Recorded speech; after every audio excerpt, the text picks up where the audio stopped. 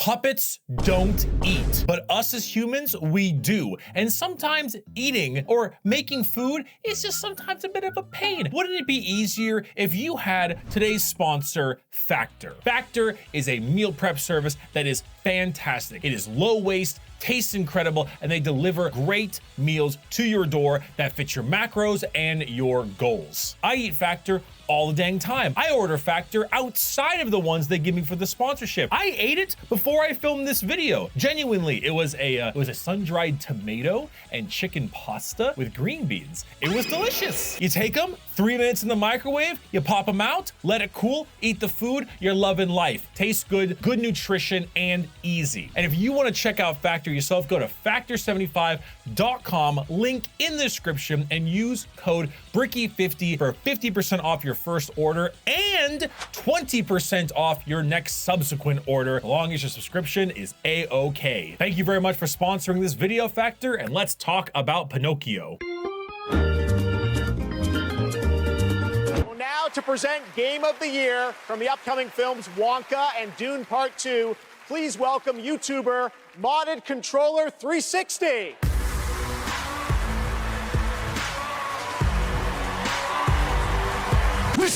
So I feel as if making a Souls game is simultaneously an enviable and unenviable task. Like, on one hand, the general mechanics of the game are already laid bare for you. A heavy emphasis on defense being related to dodging, weapon mechanics following the concept of fast, slow, and magic, a leveling economy based on reviving enemies, and then you get to put your own spin on it at the end, you know? That part I can feel is at least a little bit enviable. What's even better though is that since the Souls-like games are so beloved by the wider gaming populace that we can charitably be defined as masochists, there is a chance that you will garner a small audience thanks to the genre alone. This can maybe be seen as like an oversimplification of it, sure, but despite that, like, a Souls-like game can do very well based on the fact that its genre alone is Souls-like. The unenviable task is that no matter how good your game is, no matter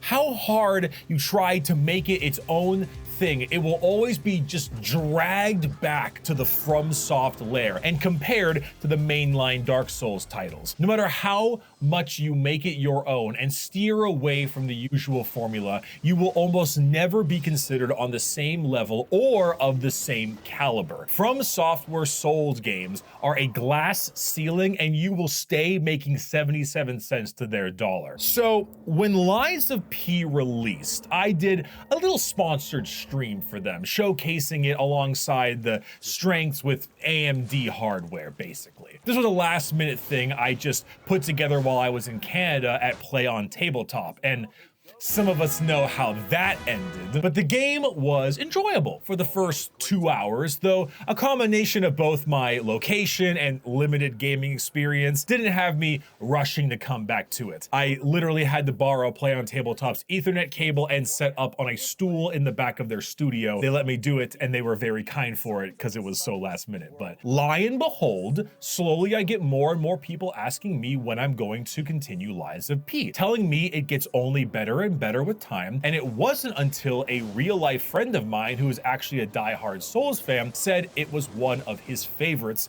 of the genre and genuinely competes with the mainline entries. I generally hold his opinion on Souls games in pretty high regard, so at that point it was about time to hop back and see. So, how does it compare? Well, it's really, really good, with a few caveats. So Lies of P has you playing as Pinocchio during the puppet rebellion that has taken over the city of Krat. Puppets have their own funny laws of robotics when they are made, but a fourth one is stapled on that says a puppet cannot lie. You have the ability to lie, and that's what makes you special and puts you as the typical chosen one plot to save the city from the horrible puppet rampage that's been ongoing, as well as some other stuff. The story is actually rather simple and not particularly engrossing in the first few hours. Its main goals are to introduce you to its world and its gameplay loop. The world is a serious high point, though, for the game, and actually takes you to far more locations than I had initially expected. It starts off with the London Tube, runneth thy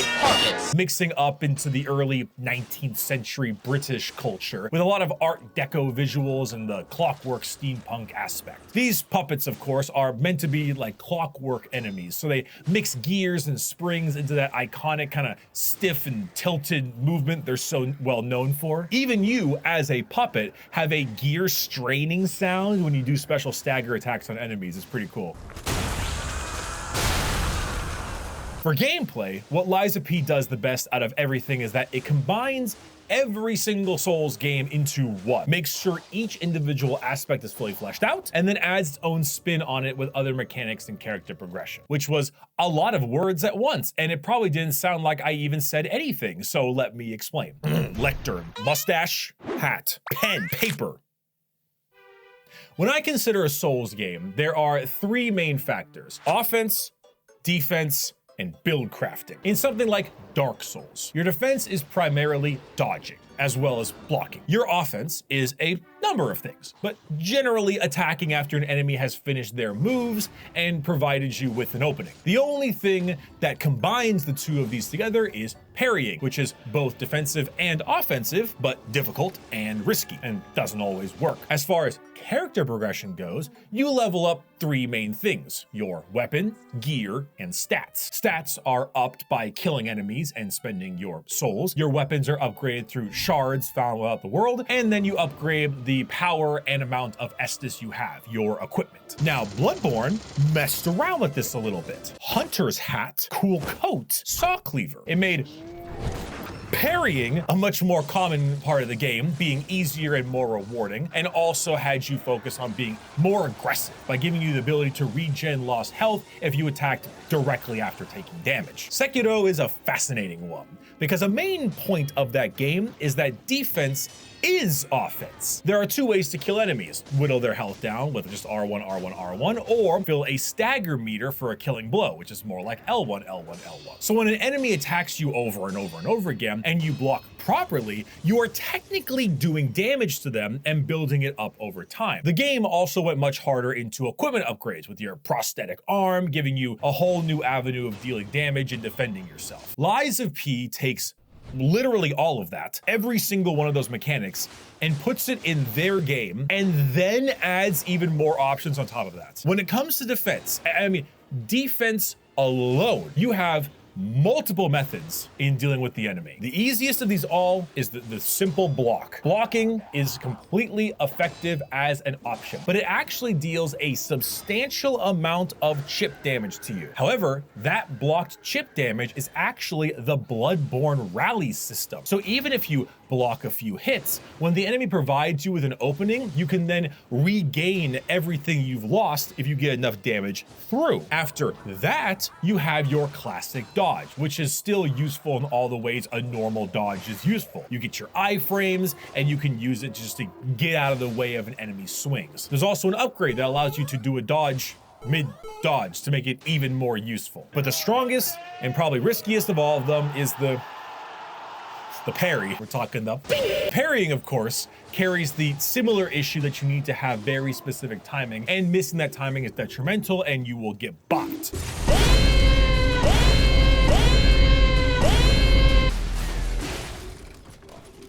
But not only does doing a perfect parry keep you alive, it also damages the enemy's posture and even their weapon. Enemy weapons, if you parry enough times, can even break, and this includes bosses. Enemies will also do special red attacks that you cannot do iframe dodges through or block, but you can perfect parry. In fact, actually parrying as a mechanic, despite normally being super high risk, high reward, might not actually be as risky as you might think. Failing a parry doesn't normally mean you get hit like in a Dark Souls game, but rather you instead will just end up blocking the attack and not getting the bonuses you normally get from a perfect parry. But that's not a terrible thing, because as we've discussed, blocking hits will hit you with a bit of damage, but that damage is healable. So if an enemy runs at you with a 4-swing combo and you perfect parry the first 3 but mess up the last, you'll still hit the enemy with attacks in their opening and heal up the damage you took via the rally mechanic. Honestly, this game, defensively, plays a lot closer to Sekiro than it does to a traditional Dark Souls. All options are usable, but parrying enemies often becomes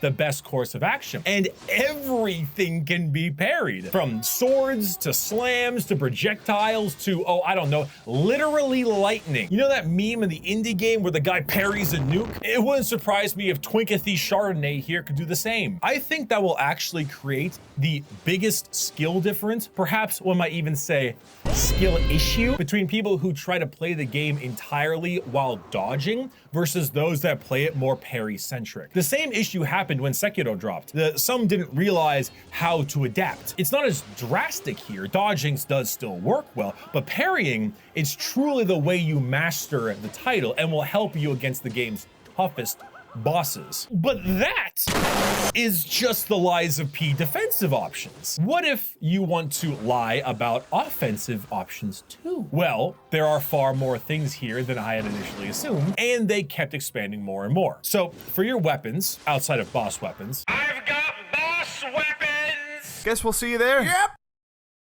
normal weapons are split into two parts, a handle and a blade. The blade is what you level up with your moonstones, this game's Titanite shards, but the handle determines your scaling. They also change up what your weapon arts are going to be, because each weapon has a handle and a blade weapon art that is utilized through the blue bar at the top. It's all kinds of special wacky attacks that look badass and are extremely damaging. Perhaps you really like the hefty sword of one weapon, but the scaling of another handle. Well, you can then mix them together to create an entirely unique weapon. Well, what if the scaling isn't what you were hoping for? Well, then you can find and purchase cranks in the world that adjust the scaling farther into the thing you want it to go towards. So you aren't limited to a certain weapon moveset or even a certain weapon scaling. It's all changeable if you have the materials to do so.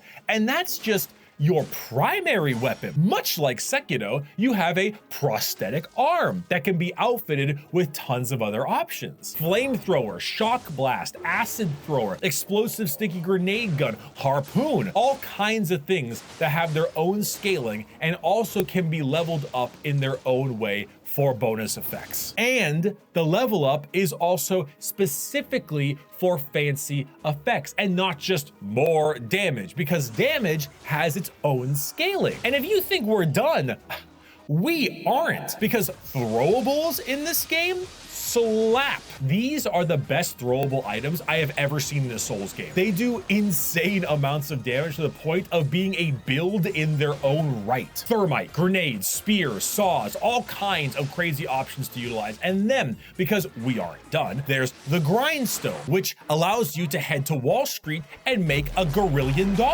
Once per your life/bonfire reset, you're able to do this elemental affinity or other kind of upgrade, much like the paper in other games, where you hit the grindstone with your weapon and give it fire, acid, guard power, who knows? But unlike other games, it's not a limited item. Sure, it's only once per life or bonfire reset, but that means that every time you go fight a new boss, you can pop it every single fog wall, whatever that thing is. And adding to all of this, you then have the quartz system with your P organ. That's right, they call your heart a P organ. I'm sure it's just a strange Korean translation of some sort, but god damn it, they called it a P organ. This is an entirely separate skill tree in addition to your normal leveling up system, adding bonuses in 4 different departments that unlock major things like more healing cells, more amulet, which is kind of like rings, stats, increased grindstone uses, other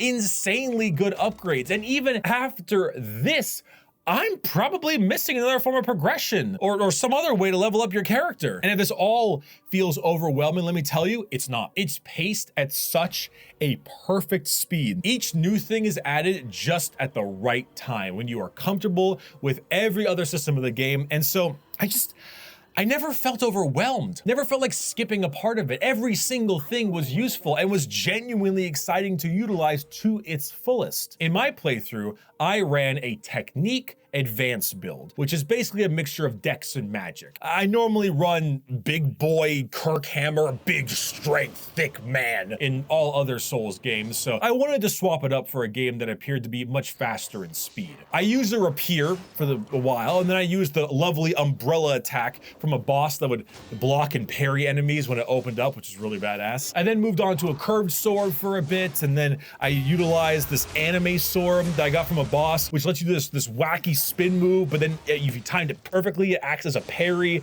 which is really, really cool. But I ended my whole build with a special acid spear. I also put a ton of points in weight capacity, so I could carry immensely heavy but amazing amulets too. So by the end, I had an acid spear with an acid flinging arm, a grindstone that did higher critical damage when procced, amulets that increased damage on perfect parry, multiple attacks, and a special Balatro Gamba amulet that had a 1 in 6 chance for me to not consume a Estus when I used it. And let me just say, I crushed that game.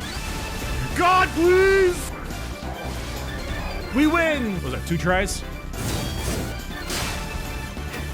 Hey, I did it. Let's go. First try. I didn't farm enemies once, though I was relatively good at not dying too much and spending my souls when I could to level up. I cleaned house. Few things actually gave me trouble. And that leads me to maybe my slight complaint I have with Liza P. Now, take this with a monumental grain of salt, like a grain so large it makes other grains self-conscious. Chat assured me a lot that the bosses were nerfed and weapons rebalanced along with the game's launch. For some, I totally saw that. The fight against the Archbishop definitely felt like it had its health lowered. But even with that, I just cleaned a lot of the bosses at a speed I did not expect. Could it have been my build? Sure. Could it have been the nerfs? Totally. But this here is the list of times I died against every single boss in this game. I don't know.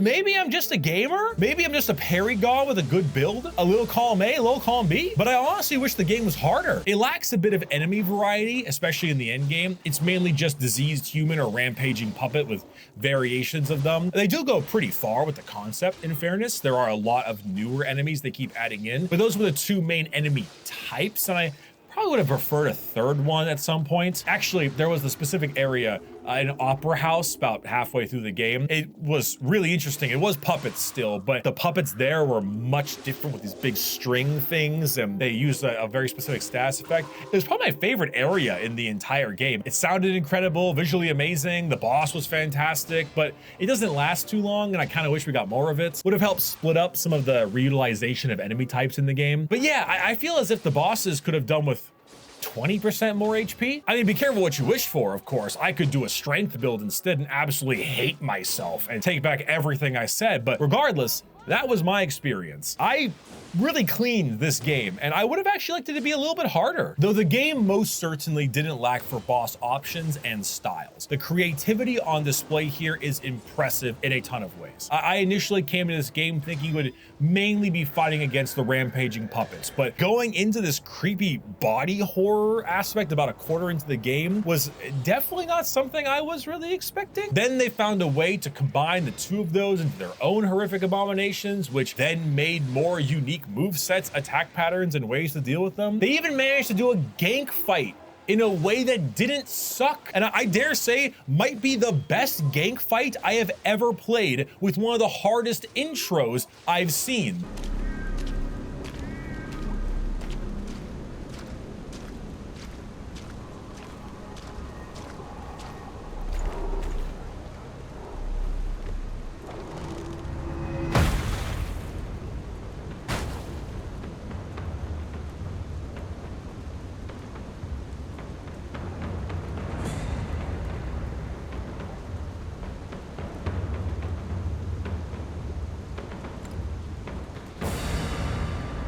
The Black Rabbit Brotherhood is a fight that just can absolutely clap you, but it does this awesome thing where the big guy is always around as a threat, but the other 3 arrive one at a time and do their own special moves. So the fight goes big guy, then girl, tall brother, red scarf brother, but the big guy again, but he's always there at some point to punish you if you get too close. It's a really hard fight, but it's one of the ones I just think is super rewarding, especially when you learn to parry against all the different kinds of moves. And I really liked it. That might be the flip fight though, because I think for the most part, every fight before the Black Rabbit Brotherhood, you could do mostly dodging and get okay with. I don't think you could do that fight mostly dodging. I think you need to learn to parry in that fight. And that might be one of the reasons people struggle with it so much, is because they didn't learn to parry. Once you figure it out, that fight gets a lot easier. But even with that, damn, it's something else. The whole game's package just delivered again and again in a way I didn't think it would. The only real knock I have against it is that its story's main villain is generic and his motivations are straight out of Resident Evil 4.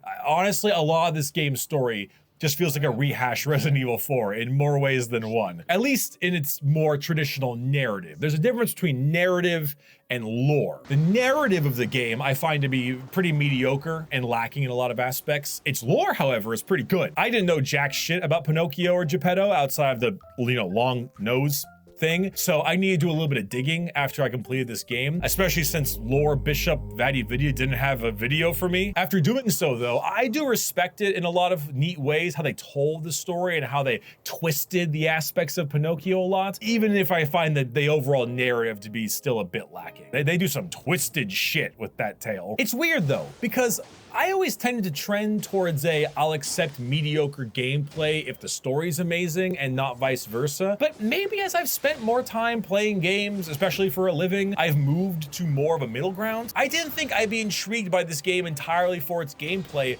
the whole way through, but that's exactly what I did. It consistently delivered with brand new mechanics and impressive progression over and over again. And even when that part stopped, I was still curious to see what new boss ideas they would throw at me. While I was disappointed at how quickly I beat them, I was not disappointed with how they played. Like, it's truly a game that if you like your Souls games, you should pick it up for its gameplay alone. It's so strong that I might think it's a contender for the best Souls-like gameplay I've ever experienced. The way it blends all manners of defense and offense, its build crafting, its weapon crafting, the enemy design, the boss design, genuinely, for this studio's first, I think, debut title like this, it holds a candle with the best FromSoft games. It's not my 2023 game of the year because Armored Core 6 still exists, baby! Stop fucking crying. But right now, it's totally worth the asking price. It also has teased the little Wizard of Oz style DLC/sequel, and I will absolutely be there for when that launches. But yeah, while you're waiting for the Elden Ring DLC to drop, I would totally pick this game up. Just make sure you learn how to parry well, and it's well worth it. It'll definitely keep you engaged all the way until the Elden Ring DLC. It is a fantastic time. The developers really hit it out of the park. It is just a great package. It's got the Brickle seal of approval. I really am shocked at how good this game was. Also, Geppetto's a bitch-ass motherfucker. He pissed on my fucking puppet. Thank you everyone for watching this video. Appreciate it. I know this kind of came out of nowhere, but damn, this game was good.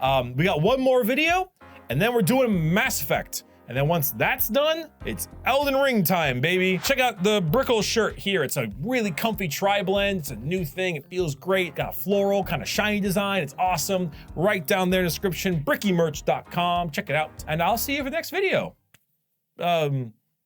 Ciao. Come on. Obviously, you're a skater.